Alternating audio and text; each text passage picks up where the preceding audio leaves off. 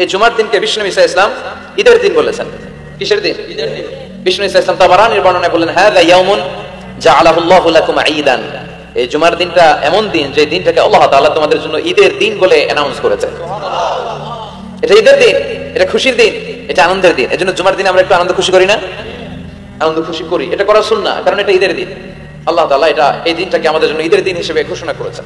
সুন্নাতুল্লাহি ফি তাফদীল, এই পৃথিবীতে আল্লাহর একটা সুন্নাত হচ্ছে আল্লাহ এক এক জিনিসের উপর এক এক জিনিসকে প্রাধান্য দেন। ফাদ্দালা জামানান আলা জামান কামা ফাদ্দালা মাকানান আলা মাকান ওয়া ইনসানান আলা ইনসান। বিশ্বনবী ব্যক্তির উপর ব্যক্তিকে প্রাধান্য দেন। বিশ্বনবীর যে স্ট্যাটাস, গোটা বিশ্বের কারো স্ট্যাটাস আছে? সুবহানাল্লাহ কইবেন না?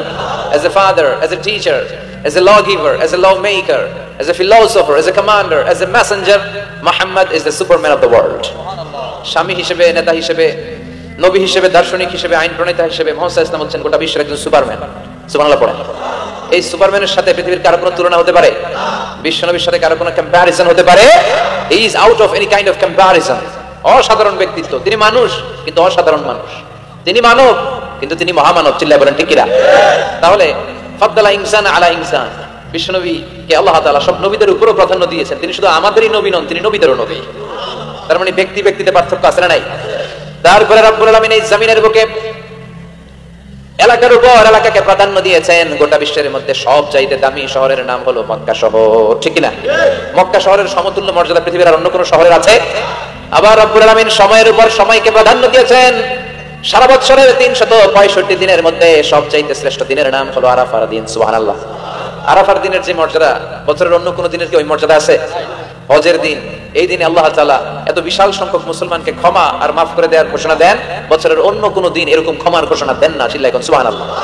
তাহলে 365 দিনের শ্রেষ্ঠ দিনের নাম কথা বলেন, আরো জোরে বলেন। শয়তান ওই দিন নিজেকে অত্যন্ত বেশি লাঞ্ছিত এবং অপমানিত ফিল করে। বদরের যুদ্ধে শয়তান নিজেকে সবচেয়ে বেশি অপমানিত বোধ করেছে। যখন আকাশ থেকে ফেরেশতাদের ঢল নামতে শুরু করলো, শয়তান নিজেকে অত্যন্ত অপদস্থ ফিল করেছে। আবার আরাফার দিনে আল্লাহ তাআলা যখন আল্লাহর প্রিয় বান্দাদেরকে ক্ষমার ঘোষণা দেন, শয়তান অপমান বোধ করে। আবার তাশাহুদে বসে এই যে আঙ্গুলটা আমরা নাড়াই কিংবা উঠায় রাখি, এই তাশাহুদের এই ইঙ্গিতটা আশাদ্দু আলা শাইতান মিনাল হাদিদ, হেমাত দিয়ে হাতুড়ি দিয়ে শয়তানের মাথায় পিটালে ও যত ব্যথা পায়, তাশাহুদে এই আঙ্গুল উঠালে, শাহাদাতের সাক্ষী দিলে শয়তান তার চেয়ে বেশি ব্যথা পায়। চিল্লায় পড়েন আল্লাহু আকবার। কারণ এটা হচ্ছে শয়তানের বিপক্ষে এক আল্লাহর পক্ষে আমাদের জানান দেয়া ঘোষণা। এটা তাওহীদের সাইন। চিল্লায় বলেন কিসের সাইন?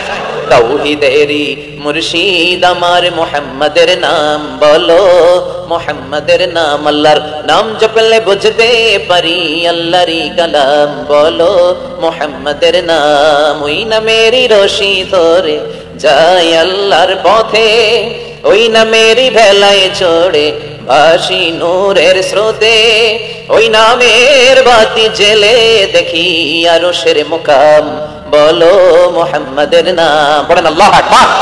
তাহলে শয়তানের বিপক্ষে এক আল্লাহর পক্ষে এটা হচ্ছে শাহাদাতের চিহ্ন। সুবহানাল্লাহ পড়েন। শয়তান সবচেয়ে বেশি অপমানিত বোধ করে এই তাশাহুদের সময় আঙ্গুল উঠালে। আবার আরাফাতের দিন। তাহলে বোঝা গেল 365 দিনের মধ্যে শ্রেষ্ঠ দিন কোন দিন? সবাই বলতে হবে।